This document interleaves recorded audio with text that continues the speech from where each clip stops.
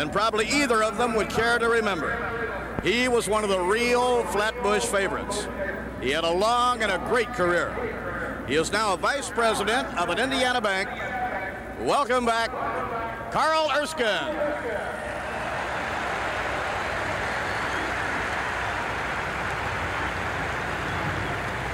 And here's a gentleman who played against Willie Mays as a member of the Cincinnati Reds and Chicago Cubs.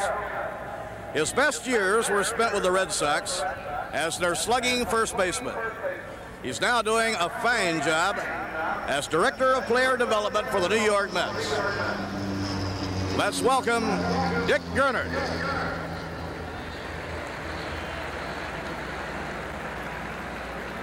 And welcome to a Brooklyn Dodger of the 40s and 50s who so well remembers that great Dodger-Giant rivalry.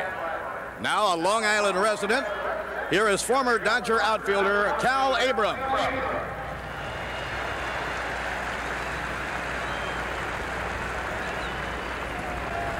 A successful relief pitcher for several major league teams, this former Baltimore Oriole relief ace was best known for an outstanding fastball and even more outstanding sense of humor.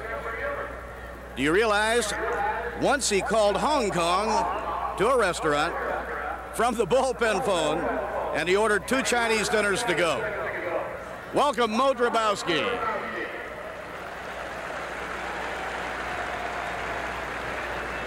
Now here's a fellow, as a member of the Boston Braves and the Brooklyn Dodgers, he often faced Willie Mays on the field of battle. He was very much in the news again last year as Pete Rose broke his National League consecutive game hitting streak record. That record had stood since 1945. He is now the Director of Community Relations for the New York Mets, Tommy Holmes. One of the men Willie Mays will be joining in baseball's Hall of Fame is a man that fans in the 40s and 50s remember as the greatest home run hitter of that era. And the fans of this era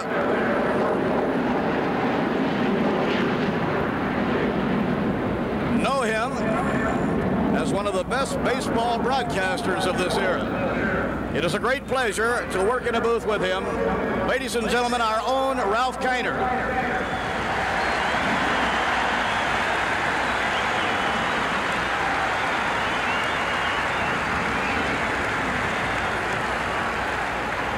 Now let's bring back Willie Mays' Giant teammates. The man behind the mask for the New York Giants, later became a Giant scout and coach, then became manager of the New York Mets. He is now a scout for the Atlanta Braves. Welcome back to an old friend, Wes Westrum.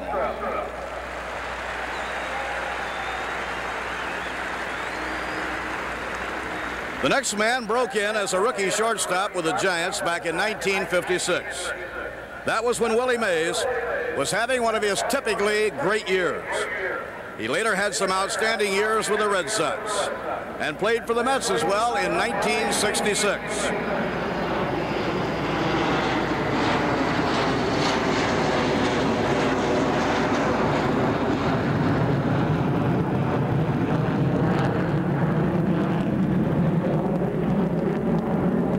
He has traveled from the San Francisco Bay Area to be with us today. Ladies and gentlemen, Eddie Brissou.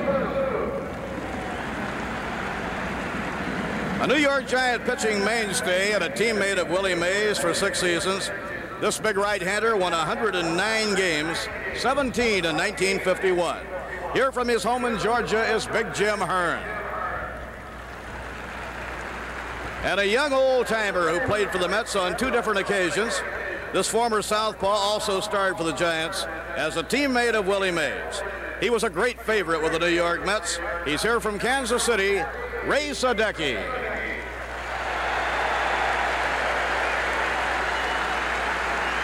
A power-hitting catcher for 12 years with the Giants, Dodgers, and Tigers.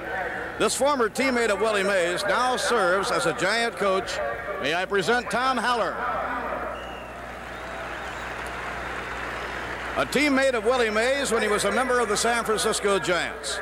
This fellow later became the bellwether of the Mets pitching staff in the middle 60s. Here from his home in Easton, Pennsylvania, right-hander Jack Fisher.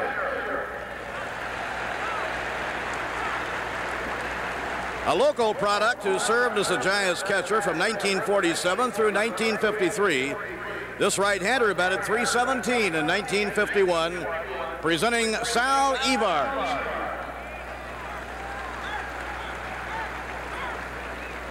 When the Giants went west, they decided to build their team around Willie Mays and a group of impressive rookies. One of them was a fancy fielding and hard-hitting third baseman. He held down the third base job 13 years. Now a Giants coach, welcome Jim Davenport.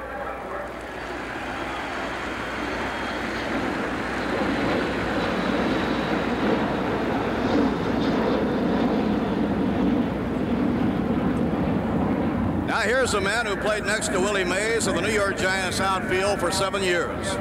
Back in 1954, he hit .342. And he would have won the National League batting title had not Willie Mays hit .345. Welcome a lifetime .296 hitter, Don Mueller.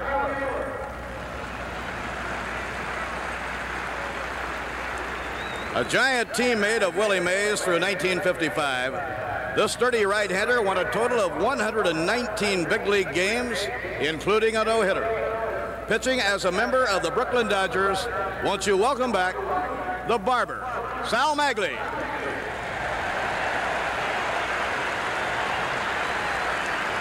And this gentleman has been a close friend of Willie Mays for over 30 years.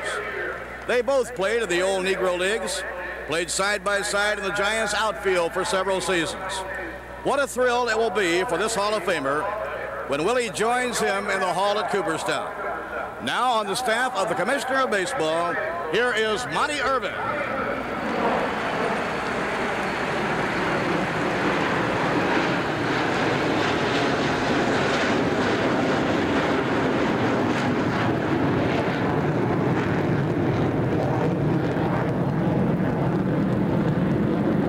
Popular New York Giant of the 50s. This gentleman wrote his name in baseball history. We all recall when he launched the shot heard around the world, Bobby Thompson.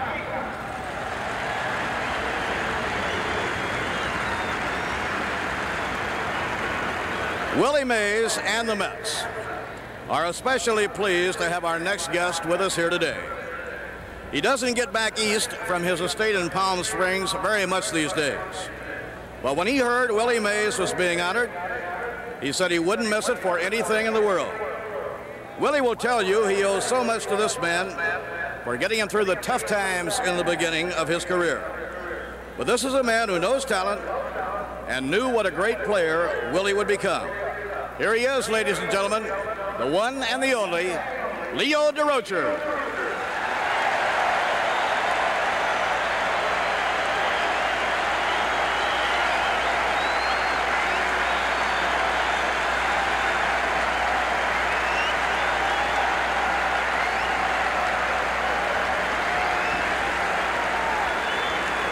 We have asked two active players here to take a bow at today's Old Timers festivities. The first is a close friend, former teammate of Willie Mays. And of course, he inherited Willie's role as the leader and elder statesman of the Giants. Certainly, one of the most popular players in the game today. A man who has 519 Major League home runs, a former National League MVP, Willie McCovey.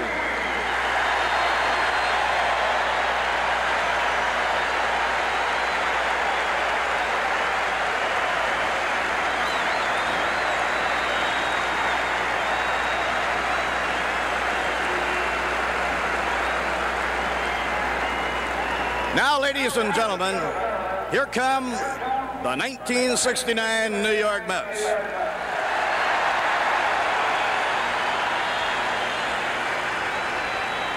The very first Met player to be introduced played in both the 69 and 73 World Series. Then again, that should certainly not come as a surprise to you. He has spent at least a part of each Mets season since year one. The Dean of the Mets, Eddie Kranepool.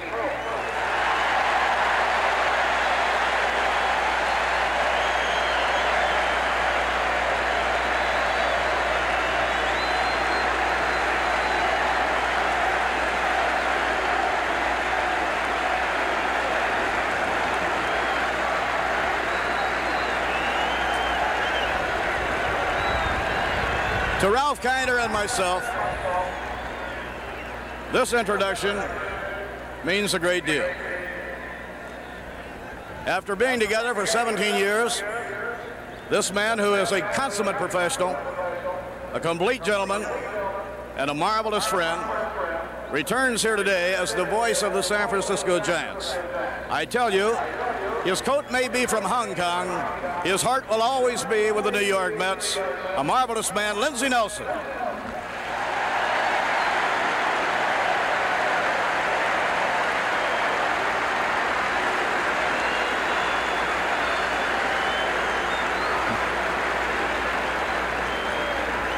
Over the years, many people would always stop Lindsey and ask him, where do you get the coats?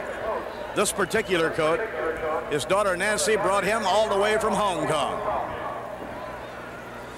Now, of course, we always try to spring a surprise or two. And this year, we're pleased to bring back for this first Mets Old Timers Day that great Mets second baseman of a decade ago.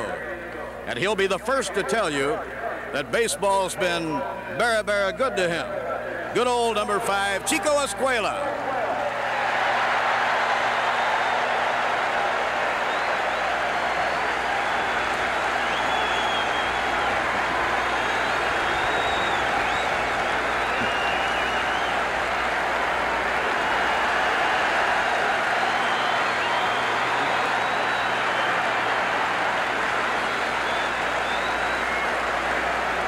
He's been out of action for a while. No one player typified that miracle year of '69 any more than this quiet gentleman. His only 2 regular season home runs were hit in that big Mets-Cubs series at Wrigley Field. His single won the 2nd game of the World Series, and his homer tied the 5th and final game. It was his only career Shea Stadium home run. We called him the Super Sub. We called him the Mighty Mite. What a contribution, Al Weiss.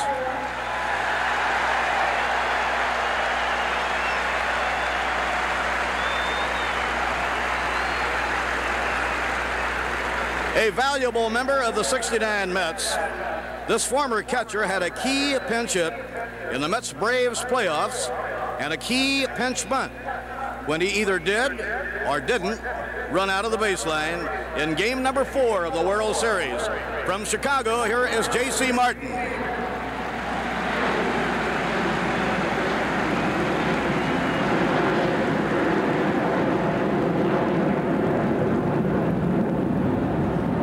An unsung, yet very valuable member of the Mets pitching staff. He had a 2.39 ERA in 1969. Has come here today from his home in Malvern, Ohio. Here is lefty Jack DeLauro.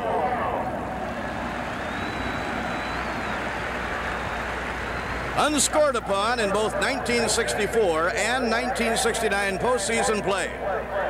This fellow has proven to be a valuable addition to the Toronto Blue Jays. What other club has a team physician who can also pitch batting practice?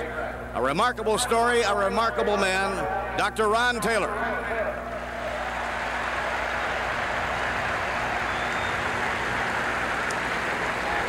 A 300 hitter for the '69 Mets, this smooth swinging left-handed batter is one of only 14 men in baseball history to hit home runs in 4 consecutive times at bat. He's now a sportscaster in New York, Art Shamsky.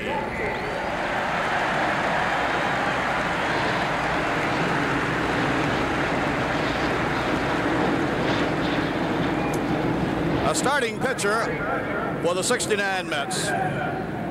From Lost Nation, Iowa, he was also a valuable member of the pitching staff of 1973, the year of the National League champions. He's now a business executive in Chicago, but welcome back, Jim McAndrew.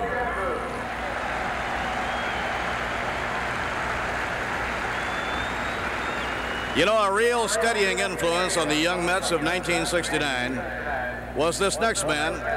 He hung up his spikes shortly after the championship season. He now lives in Kansas City, and he scouts for the New York Mets. We used to have a saying that year, don't hang a slider to the glider. Here's a pair of gliders, a little glider and the big glider. Ed Glider, Ed Charles.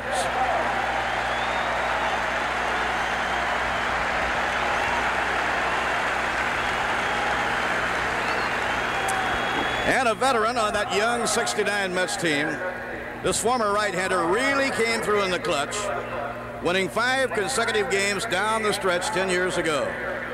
Here from Clemens, North Carolina, right-hander Don Cardwell.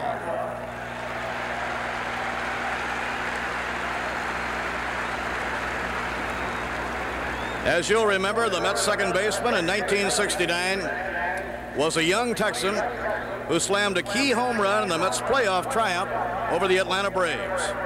He canceled a trip to Mexico to be with us today from his home in Austin, Texas. Let's welcome Kenny Boswell.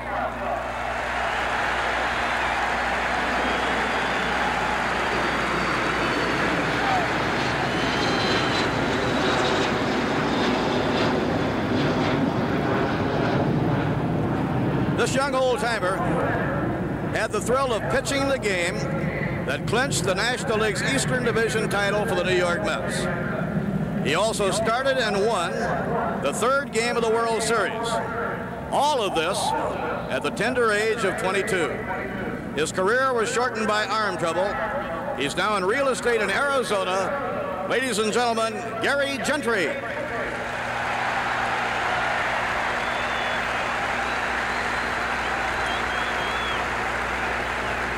And a favorite of Mets fans from the time he began smashing 19 home runs as a rookie in 1965. His catch in Game 4 of the '69 series certainly ranks as one of the very best. He's now a sportscaster in Milwaukee. Welcome back to New York, Ron Swoboda.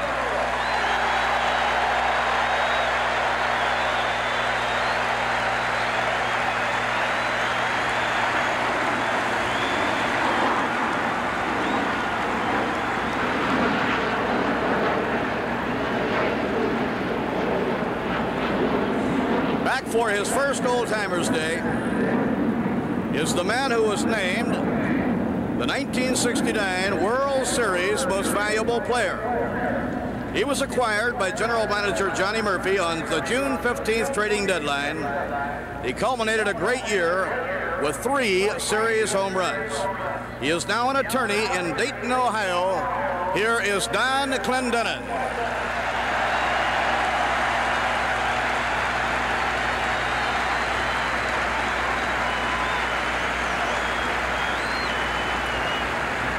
All fans of the 1969 Mets knew about the great young pitching staff. Well, the young veteran who guided them through 1969 and several seasons after that retired after last year, leaving behind him a reputation as one of the finest defensive catchers ever to strap on the guards. Welcome back from San Antonio, Texas, Jerry Grody.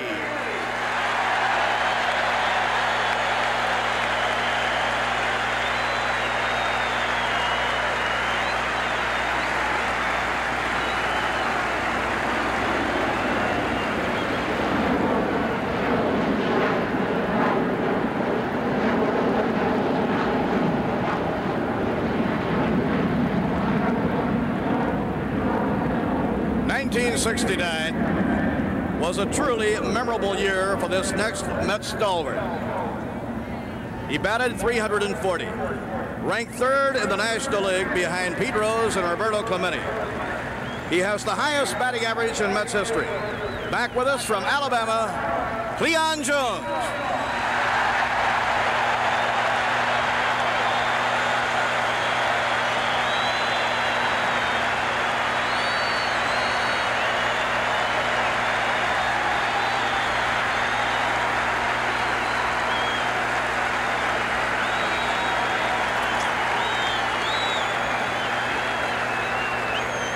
You could debate for hours what was the greatest catch ever made in World Series history.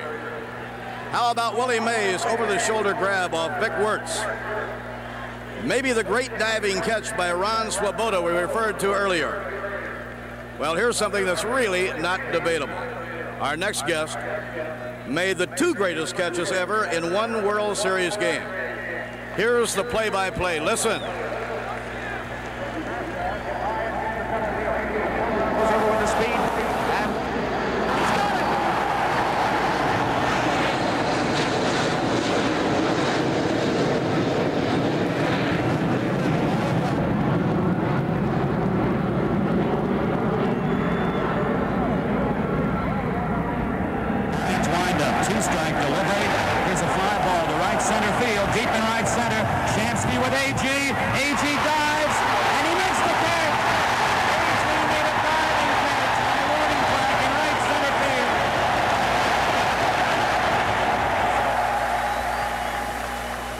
is now the owner of the Outfielders Lounge, a stone's throw from Shea Stadium.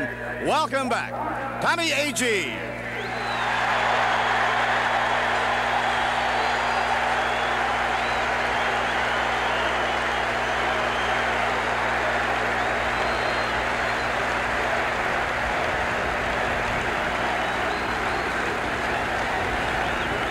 We've never before had the pleasure of women joining our guest old-timers on the baselines. But all of that changes today.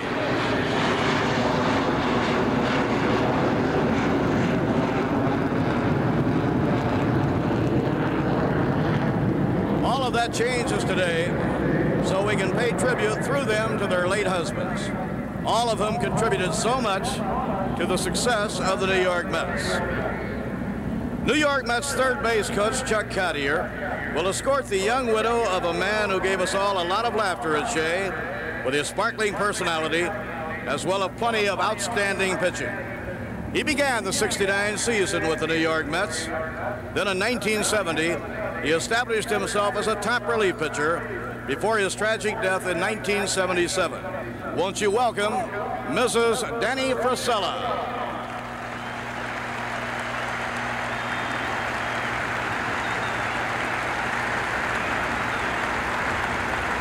One of Gil Hodges' coaches and closest friends, Rube Walker, has the honor of escorting the wife of the Mets' late and beloved field manager, who, following a star-studded playing career with the Dodgers and the Mets, led the team to its date with destiny.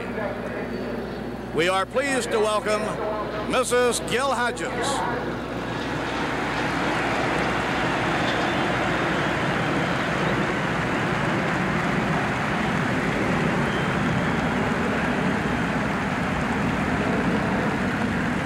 Joe Pignatano, a native New Yorker who returned to this area as a valued member of Gil Hodges' coaching staff, will escort the widow of another New York product who, as the general manager of the Mets in 1969,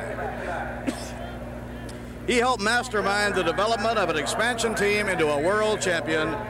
Ladies and gentlemen, here is Mrs. Johnny Murphy.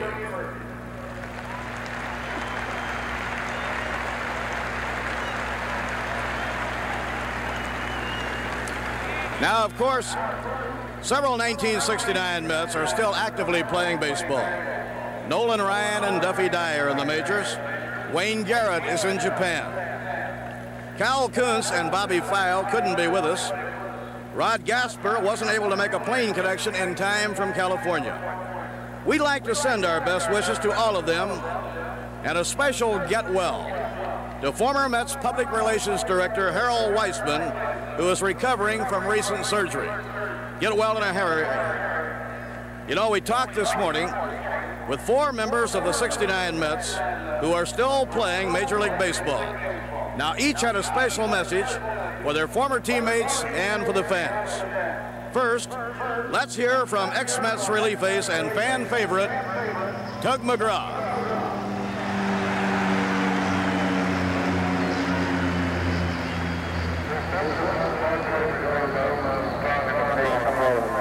Congratulations to Willie Mays. He's the greatest ball player I've ever had a chance to play with, and it was a thrill being on the same team with him. And also, equally as thrilling was the year 1969 when we went to the World Series and became world champions. I'll never forget that year as long as I live. And I'm sorry I can't be there today to join all of you in celebrating that, but I'm equally as glad that I'm still able to be an active Major League ball player. Thank you very much. I hope to see you again soon. Now here's a word from the glue of the '69 Mets infield, Buddy Harrelson. Wish I could be there with you guys. I'm sure you're going to have a lot of fun. I'm going to be down here in Philly doing my thing. I hope I can make it up there tonight, which I think I will. So, hey, Bo, save me a pearl. I'll be there.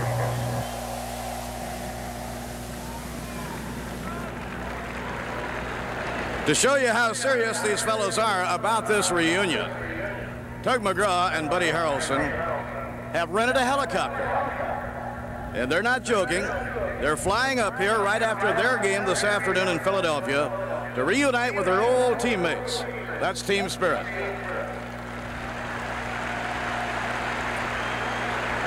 Now let's hear from the two aces of the '69 mound staff. First, a fellow who couldn't be here because he'll be pitching tomorrow for the Cincinnati Reds.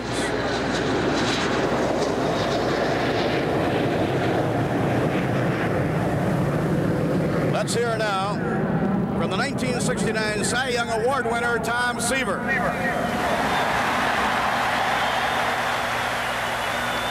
A warm hello to all the 1969 Mets. Certainly one of the brightest moments in the history of baseball, and for all of us who participated in that World Championship team, certainly moments that we'll never forget. And a very special warm welcome and hello to Willie Mays, the most exciting and the best player of our decade. Congratulations on your induction to the Hall of Fame, Willie. And thank you to Tom Seaver.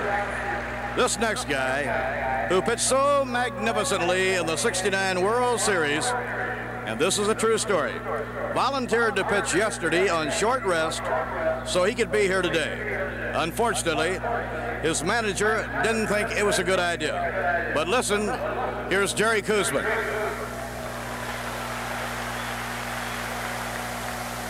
Hi, teammates and fans. I'm sorry I can't be there today because I'm pitching in Toronto, but I'm thinking of all of you and the exciting times 1969 had brought to all of us. It would be great to somehow relive that all again, but we can't. And I'm sure today you guys, by being united again, will experience many memories of 1969. Also, my congratulations to Willie Mays on his induction to the Hall of Fame. Your talent and desire has thrilled many, especially me, because I had the opportunity to play both against you and with you. My best to all of you today.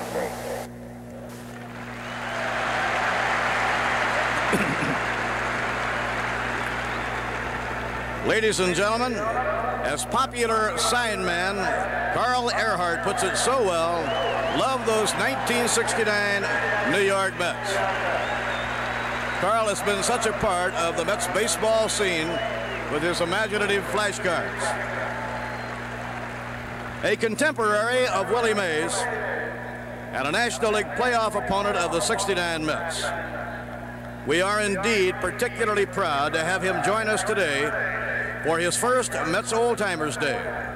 A man who will undoubtedly join Willie Mays in the Hall of Fame as soon as he becomes eligible. He is now Vice President of the Atlanta Braves. A sincere thank you for all the thrills provided to us by baseball's all-time home run king, Henry Aaron.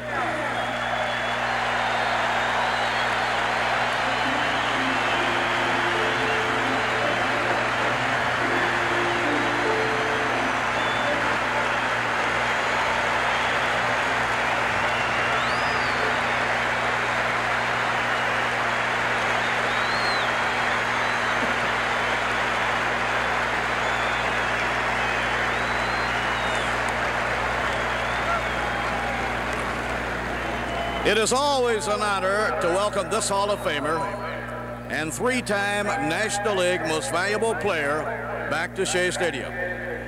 Actually, he worked for the Mets in the community relations last year before taking Horace Greeley's advice and heading west. He now handles the same duties for the Los Angeles Dodgers. A respected friend, an opponent of Willie Mays, a Brooklyn hero, a marvelous man, Roy Campanella.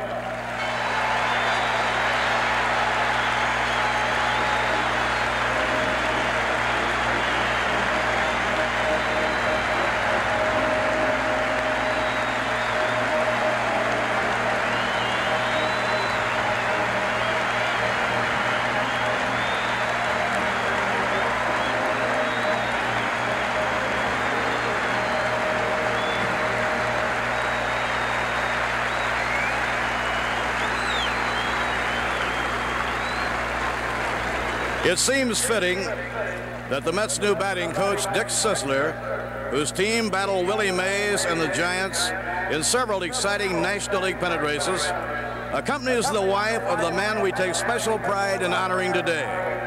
Of course, May will be at Willie's side in 2 weeks as he passes through Cooperstown's doors. Ladies and gentlemen, Mrs. Willie Mays.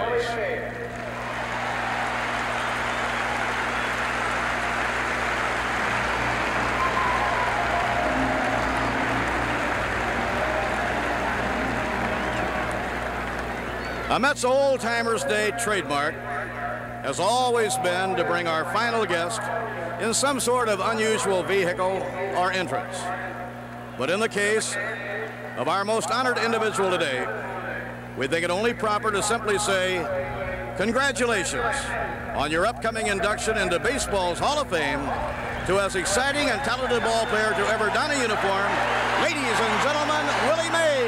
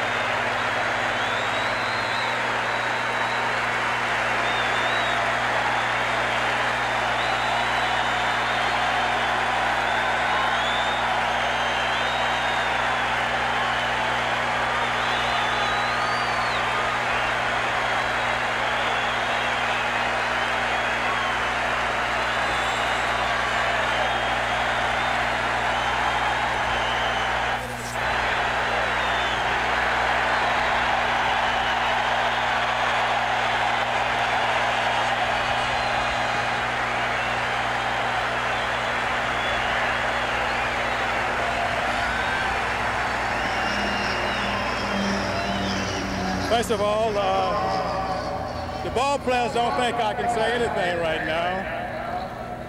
First of all, I'd like to say it's a pleasure this year just to even be alive. Coming from Birmingham, Alabama, coming to New York City, being so scared at the beginning, seeing all the ball players here today, tell me one thing, that the Hall of Fame that I'm going into right now, it's not that important to me.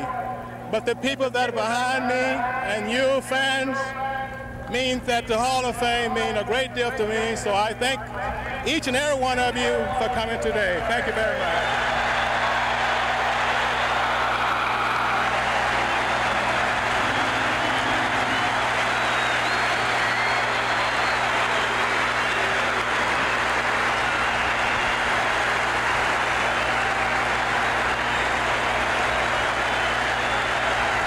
Thank you, Willie, for all the thrills you've given us over the years. Now, ladies and gentlemen,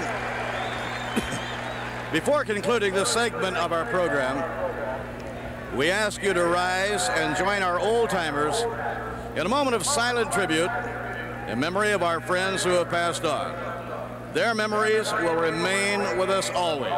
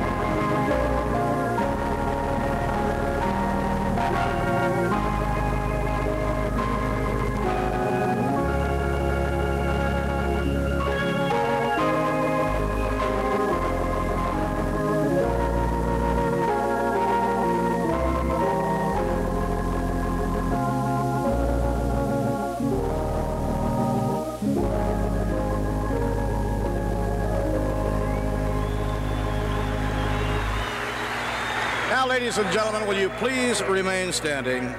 Our national anthem shall be sung today by a marvelous talent and a great friend of the New York Mets. He sees many games here. Ladies and gentlemen, Mr. Julius LaRosa.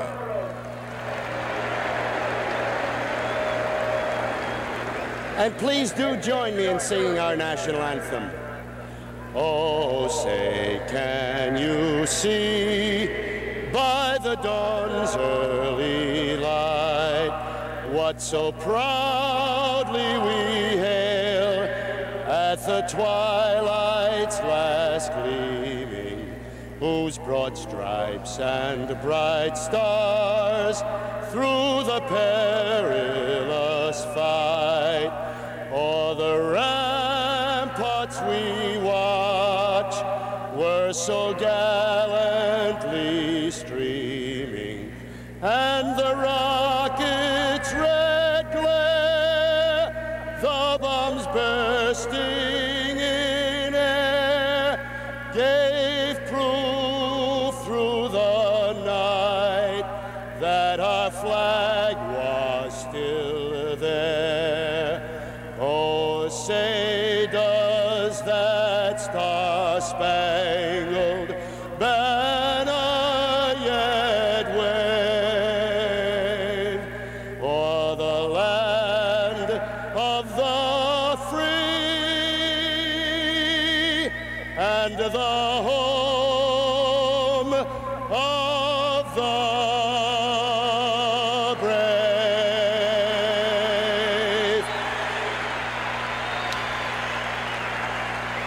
Thank you, Julius La Rosa. Thank you, ladies and gentlemen.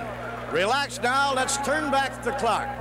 Let's have our annual Old Timers game with the 69 Mets playing Willie Mays and his former teammates. Thanks for being here. All right, so a very, very special day here at Shea Stadium.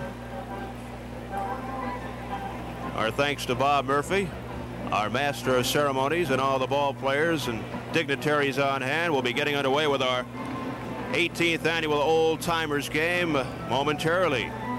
And then at around 4:05 or so, our regularly scheduled game between the New York Mets and the San Francisco Giants, game 3 of a 4-game series.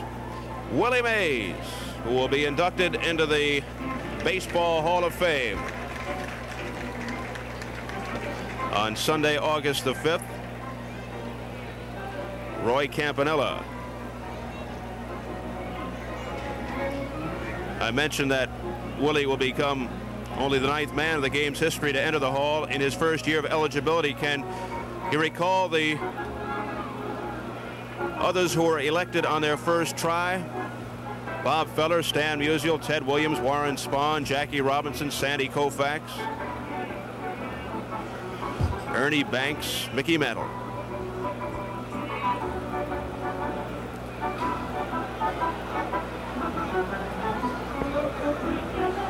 So it'll be the teammates and opponents of Willie against this man and company. Eddie Charles taking some pictures. The 1969 world champion Mets. I guess Ron Swoboda summed it up perfectly when he said that, well, he never really did have a high school or a college reunion. And this reunion of the 69 Mets makes up for it. Jerry Grody. These guys all look so natural with their equipment. Don Clendenin. They're still in such great shape. They're still young. It's a young Old Timers team.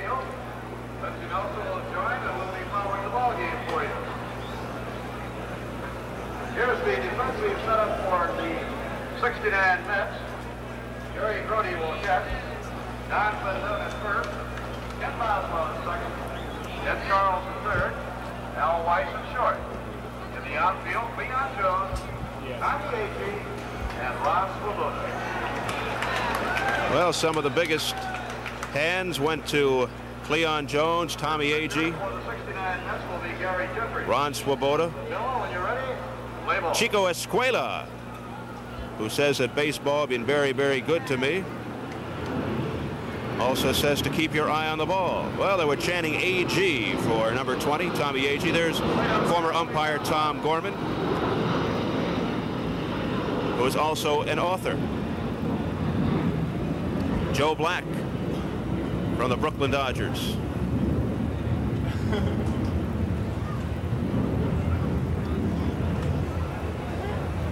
I noticed Lee Mazzilli sitting along the dugout steps watching the introductions before. Well, I guess Lee was around 14 or 15 when the Mets captured the World Championship in 1969.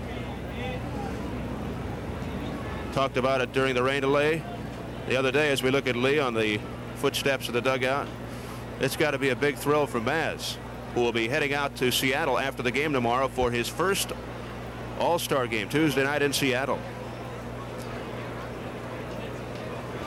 Let's see, in 1969, I was talking about it the other day. I was in college, was the only Met fan I can remember in the TV lounge of my dormitory. So it wasn't easy rooting for the Mets in Ohio, but it was a lot of fun. And there were a lot of converted fans that year. Gary Gentry is taking the mound, and here are the 1969 world champion New York Mets taking the field. Gary Gentry is the pitcher. Jerry Grody the catcher. The leadoff batter will be Don Mueller. So the theme of the game is the 69 Mets, more or less playing the Willie Mays and his former teammates and some of his former opponents. And some pretty good talent on both sides. And how?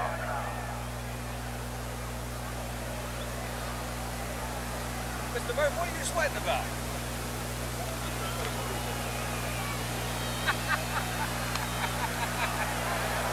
The 69 Mets club, they're still very young. As we can see, they're all in pretty good shape. Those are Ron Swoboda's fans out there. Greeting, Ron. Ron came back from Milwaukee to be here today. Cleon came up from Mobile, Alabama. Tommy Agee, of course, lives here. Don Clendenin playing first, came in from Dayton, Ohio. Kenny Boswell from Austin, Texas. Al Weiss from Chicago. Ed Charles from Kansas City. Jerry Grody all the way from San Antonio. Gary Gentry, the pitcher, from Arizona.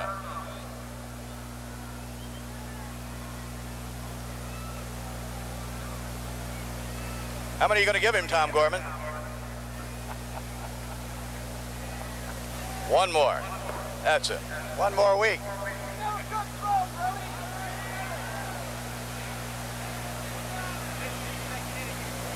The leadoff batter, ladies and gentlemen, the former Giant Don Mueller. Warming up for Willie's team, Ralph Branca. You think we're in safe territory here? Well, from the big hitters, maybe. Oh, base hit. Single to right by Don Mueller. Nothing has changed. That's why they called him Mandrake. Bobby Thompson coming up.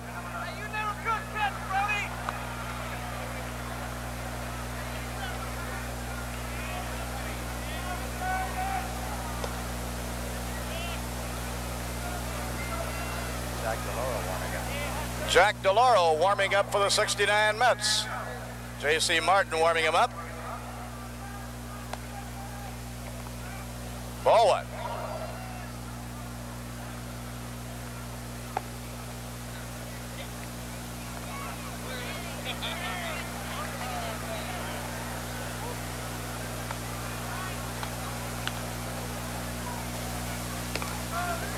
Hey, he's throwing pretty hard, Lindsey. He is.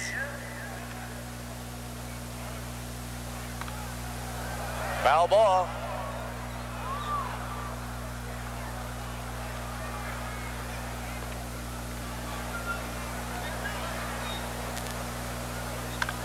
Wow. Tommy Agee. He's got it. Now Jack DeLauro takes the mound for the 69 Mets. Came here from his home in Malvern, Ohio. Taking the mound is no bargain when Willie Mays is the hitter. No bargain at all. Here he is, the newest member of the Hall of Fame. The batter is Willie Mays.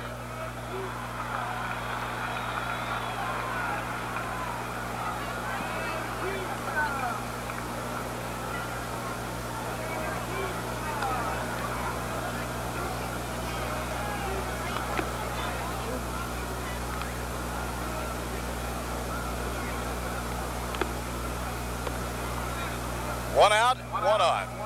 And here's Willie.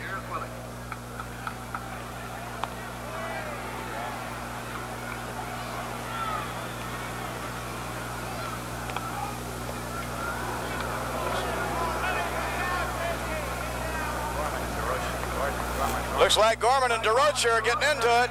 Here comes Leo. Here comes Leo. There they go. Gorman and DeRocher at it again.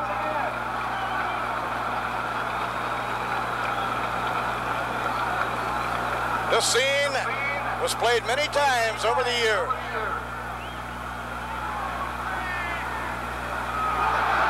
You're out of the game, Leo.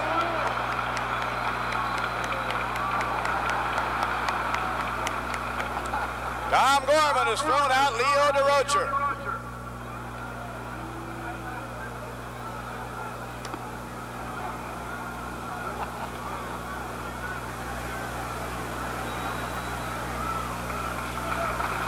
First time he ever escorted Leo off the field. And thanks to Leo DeRocher for coming all the way back to be with Willie on Old Timers Day. Thank you, Leo.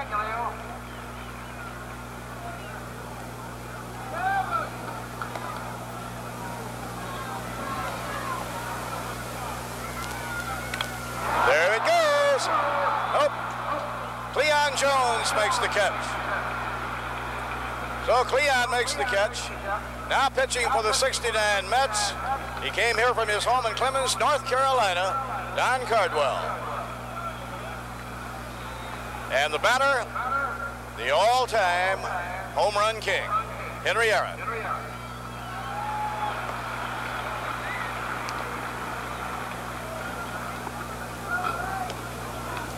Two outs and one on.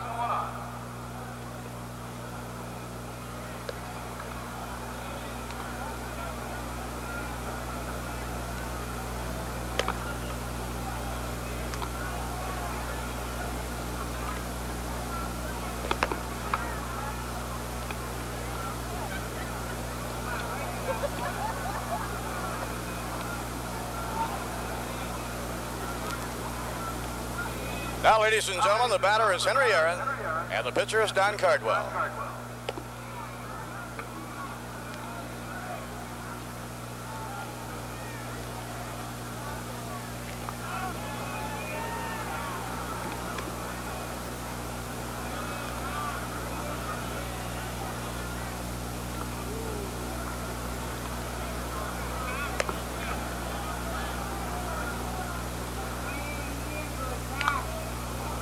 Two and one.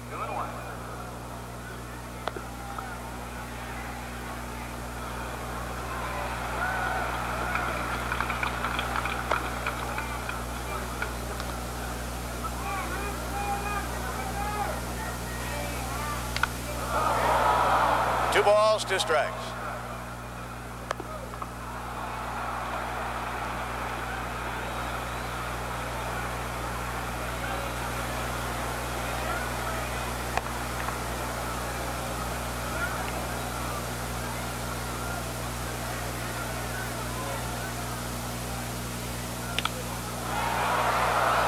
Left field, Cleon Jones. And he has it. No runs and one hit. We'll have now the 69 more of the old-timers game in just a moment, but now a word from Schaefer Beer. Well, Don Mueller led off with a base hit to start the ball game. We are 1/2 inning complete of our 18th annual old-timers game from Shea Stadium. The teammates and opponents of Willie Mays have taken the field.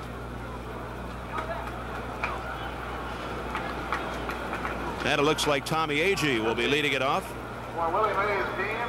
for the Mets. Ray Sadecki on the mound. And let's throw it down to Bob once again. At first base, Monty Irvin. At second base, Jim Davenport. The shortstop is Eddie Pursue, and at third, Bobby Thompson. Don Mueller in left, Willie Mays in center, and Hank Aaron in right. The catcher is Sal Evars. And it's Ray Sadecki pitching to Tommy Agee.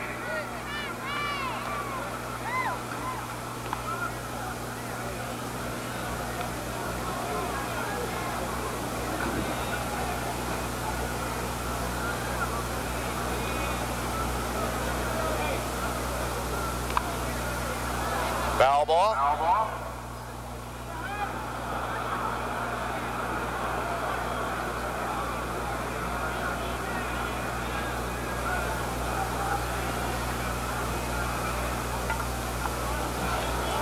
No walks in this game. Not even with that one.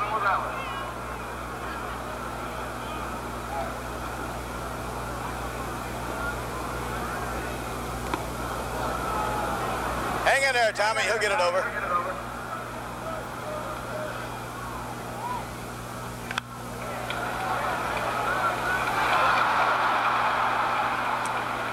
So Tommy Agee on first base. And it brings up Kenny Boswell. Kenny flew here from his home in Austin, Texas to be with us today.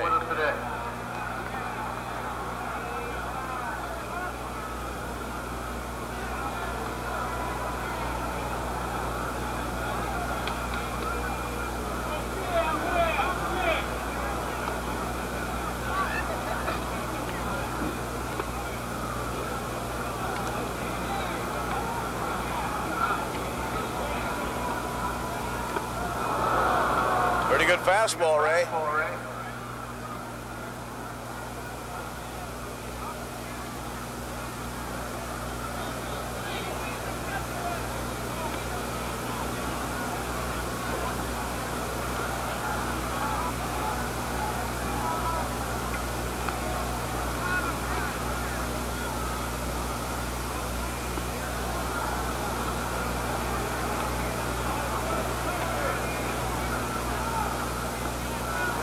You can tell Ray's a little rusty.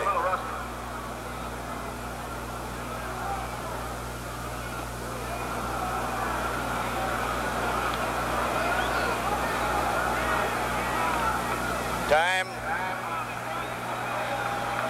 Sal Magley says, let me have him.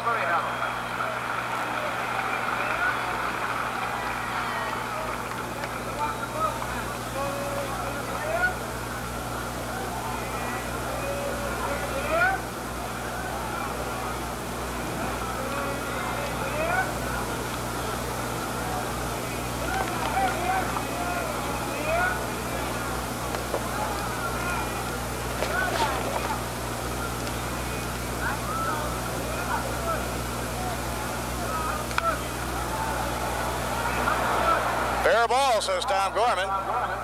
So Agee goes to second, one down. And the hitter, Cleon Jones.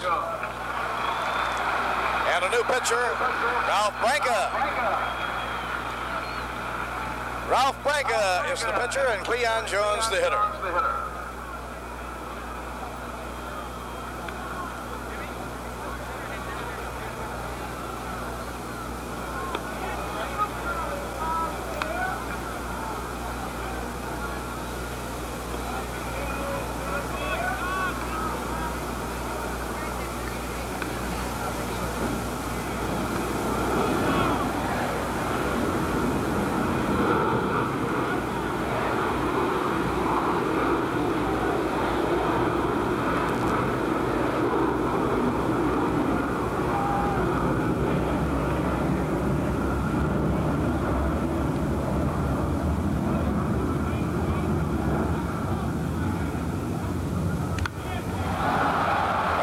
His bat and still hit it deep to left.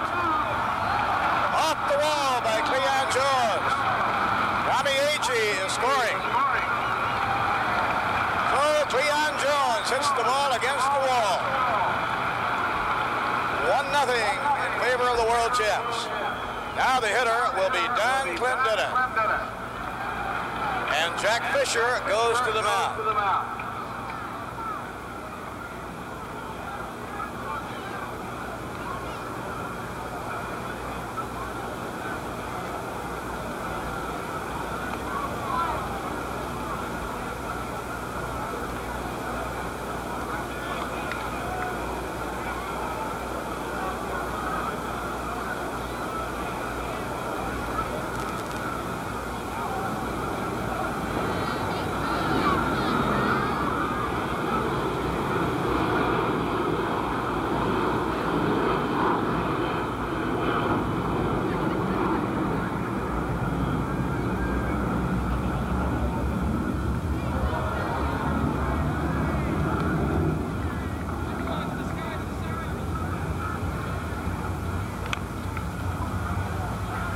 Bobby Thompson.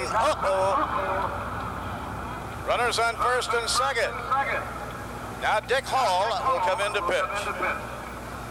Dick Hall may have had the best control of any pitcher in history. I wonder if he still has it after being in retirement a short time. Dick lives in Baltimore. Walked something like 23 the last 7 years he pitched.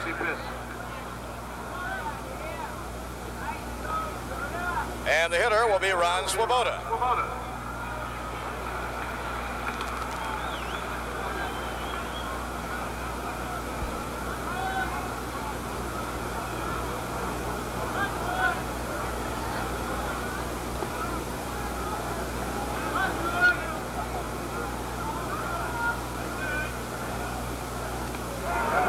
Pretty good cut, Rocky.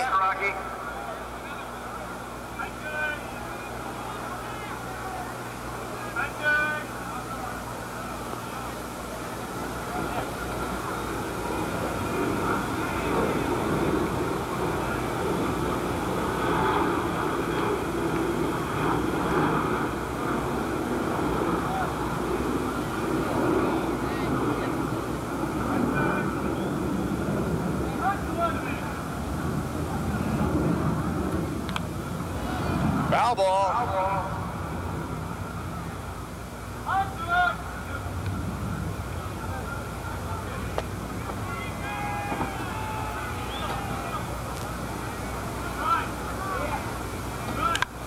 Well hit by Rocky right down the line.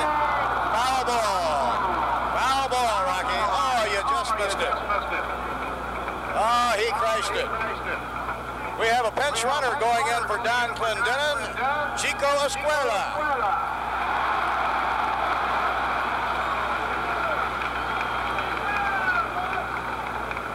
Don't try to steal second, Chico. There's somebody over there.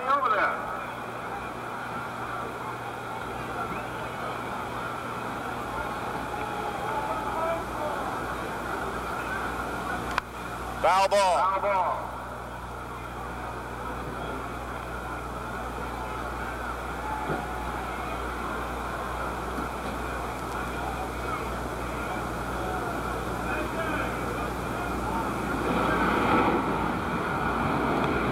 Fouled again.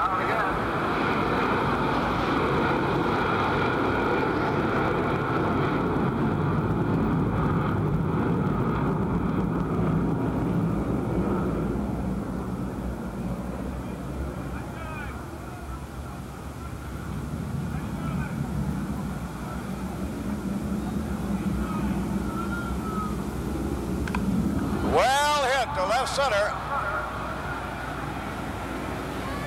Willie Mays in the basket. Willie Mays. Now the hitter coming up will be the glider, Ed Charles. Jim Hearn is coming on to pitch. 2 outs and 2 on.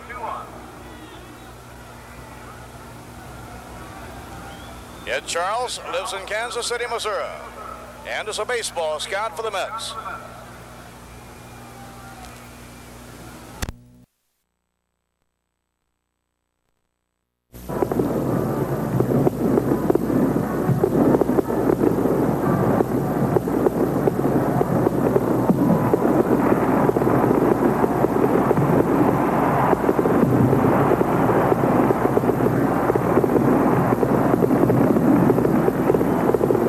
Literally and figuratively, there have been fireworks aplenty at Shea Stadium over the years. But can it really be a full decade since the miracle of 1969? Old Timers Day of 1979 celebrates that incredible season and welcomes back the amazing Mets of '69. Oh, what a year it was. Who would dare to dream that the lowly New York Mets would rise to a position of prominence from 9th place in 1968? But the entire Mets squad contributed heroic performances, and suddenly, 140 games into the season, the Shea Stadium scoreboard flashed the unbelievable news that the Mets were #1 in the National League East.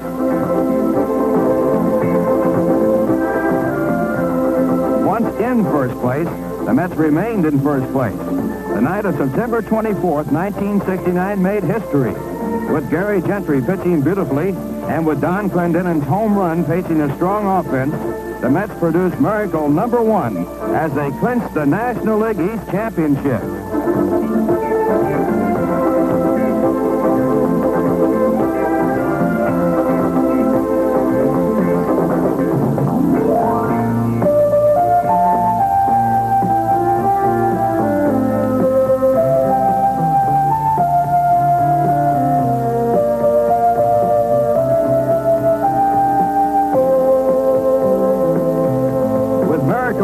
In hand. Could miracle number 2 be far away? Wayne Garrett's clutch home run and Nolan Ryan's relief pitching knocked off the Atlanta Braves. And on October 6th, the Mets captured the National League pennant.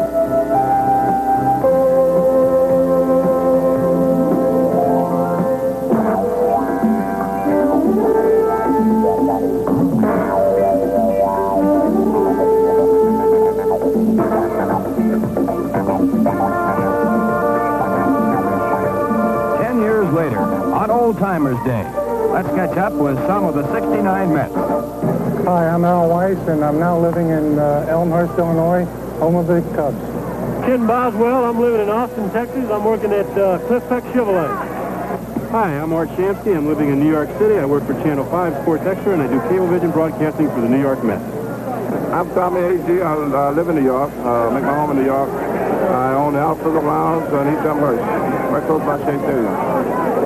I'm Ron Swoboda. At least I used to be, and I live in Milwaukee right now, and I work for WISN Television there. Hi, I'm Jim McAndrew, once with the New York Mets. Now I'm living in Naperville, Illinois, and I'm a manager of marketing for AMCO Resources. Jerry Gentry, Phoenix, Arizona, selling real estate. Come on out. I'm Jerry Grody. I'm now living in San Antonio, Texas. I'm in several business, liquor store, meat market, and raising cattle. My name's J.C. Martin, and I'm living in Chicago. I'm in the commercial cleaning business. I'm Don Clendenin. I'm practicing law in Dayton, Ohio. A lot of good things about you. Don Clendenin's recent accomplishments off the field are the talk of Shea. Just as his appearance at the plate in the Old Timers game brings back memories of his involvement in the famous shoe polish incident in the 1969 World Series. Dave McNally's pitch to Cleon Jones was called a ball, but Don Clendenin warmed up for his legal career until manager Gil Hodges could arrive with Exhibit A, one baseball tarnished with shoe polish, a clear indication that Cleon Jones had been hit by the pitch. Cleon was awarded first base, and Don Clendenin promptly belted this pitch out of the ballpark.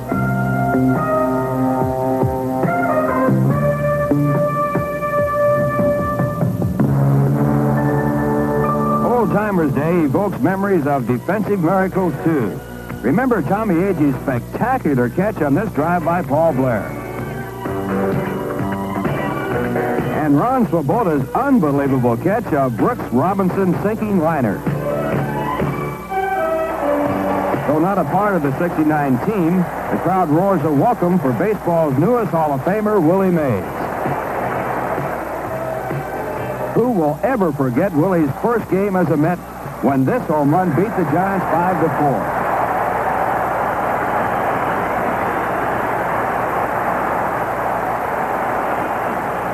All right, there you go, Willie. Willie's Old Timers game appearance at the plate is an annual thrill for the Shea Stadium fans. What? What are you? Another one, another you. Never mind. You haven't chance. What do you want? The boss. Right down the middle. Right. Old Timers game or not, umpire Tom Gorman is about to go head-to-head with Willie Mays' first Major League manager, Leo the Lip Durocher. Right down the slot. What are you talking about? Hey, give me a shot. The ball is inside. Bingo. Oh, yes. A familiar scene for Leo Durocher throughout his colorful career. And why should an Old Timers game be any different? All right. Get in the bat back. What are you throwing me out for? Look out now, this guy's free. Out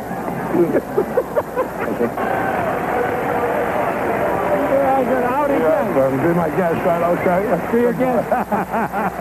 The crowd appreciates Leo's show and then salutes baseball's home run king, Henry Aaron. I went too. Leon Jones makes the catch in a familiar patch of outfield turf. 10 years ago, the 1969 World Series concluded right here with Leon sinking to one knee. Beautiful memories of a magic moment in sports history.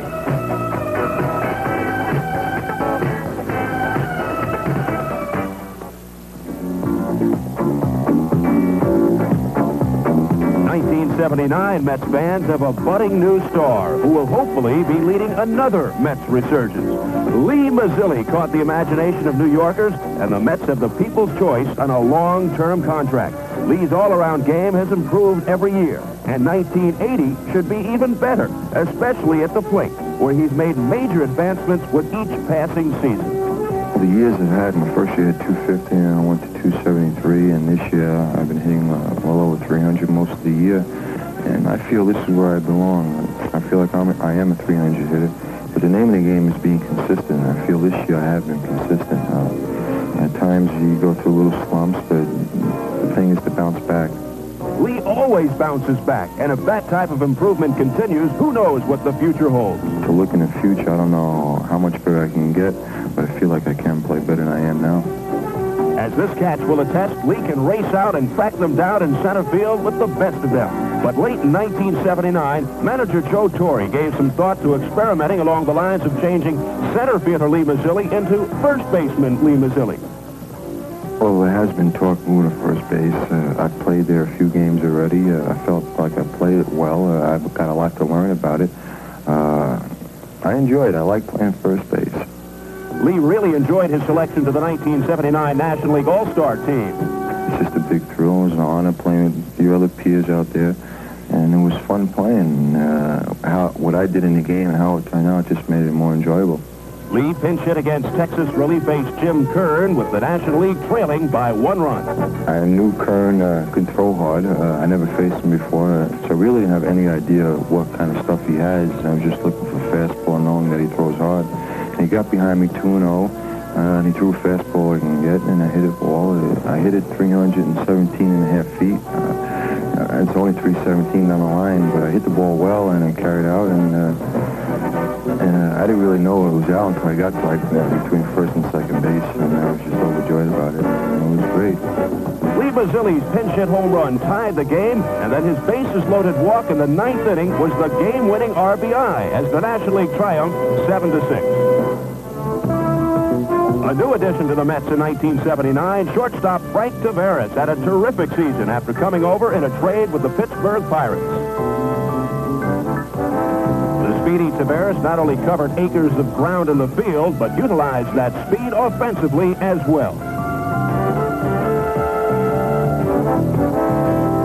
Frank Tavares drove National League catchers to distraction and fractured the Mets' single-season base-stealing record with a total of 44.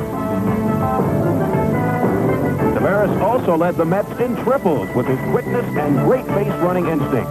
Frank Tavares, an exciting addition to the Mets.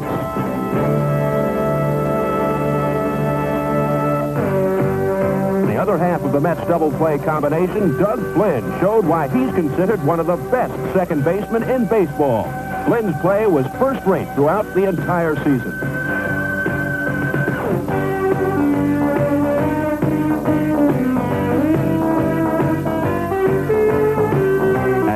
Doug surprised the experts by driving in a total of 61 runs, far and away his single-season best, and an impressive number of RBIs for the 8th position in the batting order.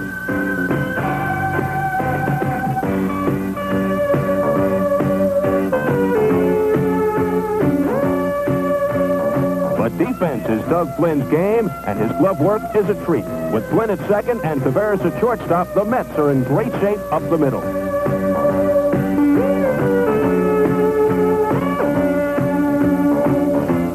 An unexpected but pleasant development was the play of 21-year-old Alex Trevino. I was signed as soon as I was 16 years old. I was in 10th grade, high school, and I was really happy because, you know, it's not too many Mexicans can sign at that age to play in the States. And not very many Mexicans can make it to the big leagues either. I played 2 years rookie ball. I played 2 years A ball. I never played double A. From A ball I went all, make jump to triple A. I guess I improved a lot. In his rookie season with the Mets, Alex Trevino continued to show progress. After a slow start, he hit .271 in 79 games. I guess I got the ability to be a #1 catcher. I don't know where and I don't know when, but I got the ability. Alex's ability includes hitting, and there were timely ones, like this game winner against the Braves. An excellent young backup catcher to John Stearns. A fine fill-in at third base. Alex Trevino keeps advancing toward the day he'll win a starting job in the Mets lineup. Meanwhile, let's not forget John Stearns. A National League All-Star 2 years running, Stearns is one of the most coveted players in baseball. A standout defensively, John Stearns can swing the good bat and run with super speed for a catcher.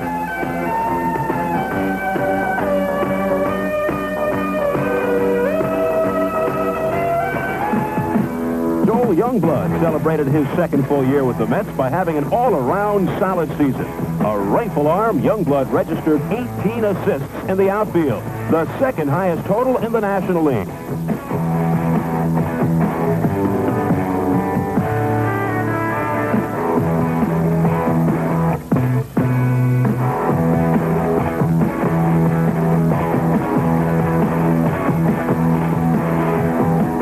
Department, Joel Youngblood surpassed all of his previous Major League highs and displayed newfound power to lead the Mets in doubles and in home runs.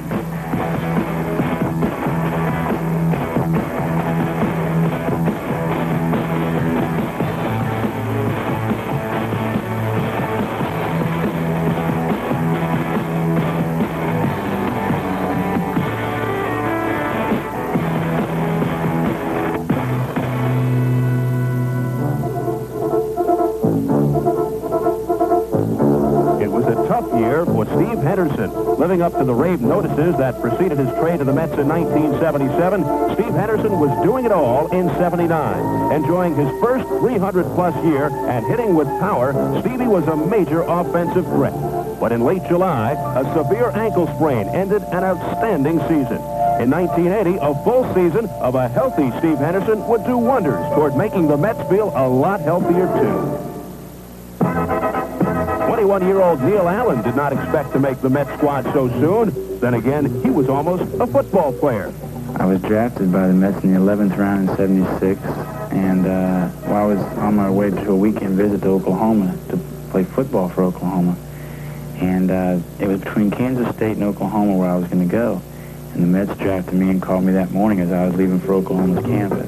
Although Neil Allen made the trip to Oklahoma, he decided to skip the gridiron scene for a pitching career, a decision the Mets are thankful for. In just 3 years, Neil has advanced to the majors as an ace reliever, a far cry from a starting pitcher with dreams of being a football player. Well, I've been a starter all my life, and naturally that's what I'd like to be, but if I can stay in the major leagues at this age, which is an accomplishment to me, to be in the majors at 21 years old, then I'll relieve also, because once you get to the major leagues, there's no place to play but here. But as you get to the majors, that's one thing I've learned this year, and that's where the experience pays off. You can't rely on that fastball the way you always could, because these guys up here are paid to hit fastballs. And no matter how hard you throw, like, the Nolan Ryans and everybody like him, he'll tell you himself that he can't get away with his fastball every day of the week. And I've learned now to throw a breaking pitch for strikeout pitch. So this year it's been a combination of my curveball and my fastball. Neil was a winner for the second half of the year, and there's more help on the way. If you look in the future, you can ask anyone in our organization that we've definitely got some prospects. And pitching-wise, me being a pitcher, I can see that we got some of the best minor league arms in the country. And I've heard that there are several scouts that'll tell you the same thing. So it's just a matter of us getting experience, a matter of us all pulling together, and it's going to take a little time, give us a year or two, and we'll be a contender. The Mets are busily developing youngsters at their St. Petersburg, Florida training complex. This winter, pitching coach Bill Mombouquette was hard at work with up-and-coming live young arms. Hopefully, one future Mets Mount Ace is Timothy Leary. In this Winter League instructional contest, Leary mowed down Minnesota Twins prospects with devastating regularity. Another good-looking future Met is infielder Ronald McDonald, seen handling this short-hop course play at third base. Along with Timothy Leary, here are 5 more terrific pitching prospects. Juan Berenguer, Roy Lee Jackson, Jeff Reardon, left-hander Ed Glenn, and Brooklyn-born John Pasella. Add to that group of young pitchers the name Mark Bombeck, the 1979 Sporting News Minor League Player of the Year. And out of that group also, you're going to get the youth to go along with the experience of Pat Zachary and Craig Swan. Zachary figures to bounce back after suffering injuries both in 78 and 79. Craig Swan, I believe, is ready to be a consistent winner for the Mets. And as far as I'm concerned, in 1980, I plan to walk off the field with a smile on my face a whole lot more. A Mount Ace of a different feather who always makes manager Joe Torre smile is the San Diego Chicken. A welcome yearly visitor, the fans love his comedy antics.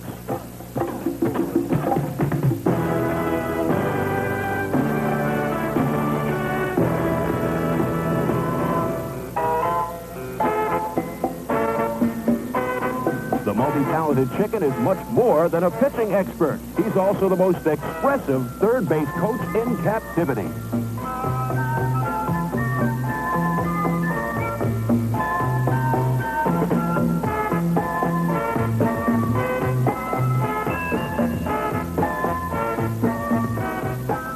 Banner Day continues to bring out the creativity within Mets fans.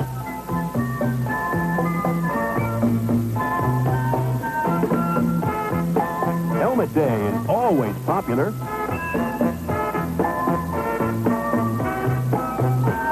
Jacket Day provides a sharp-looking gift. And Player Family Day is a good time for players, children, wives, and fans alike.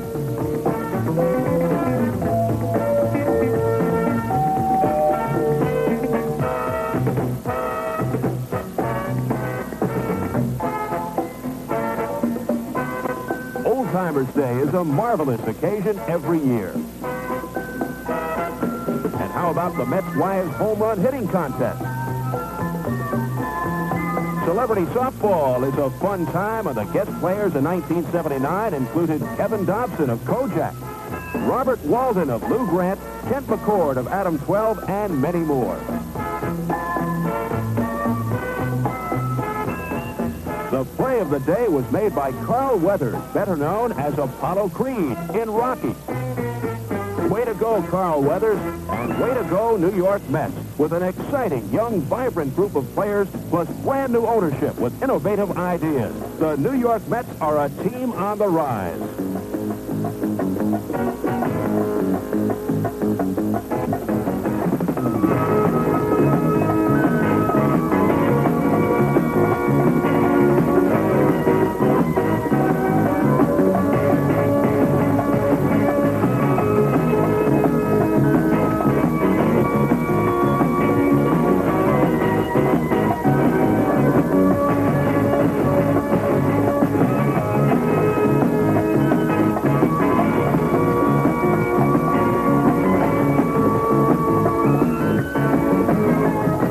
There have been Shea Stadium fireworks in the past, and there will be more fireworks in the future. Come on out to Shea Stadium to see the new New York Mets, the people's team. Enjoy the fireworks on the field and in the air.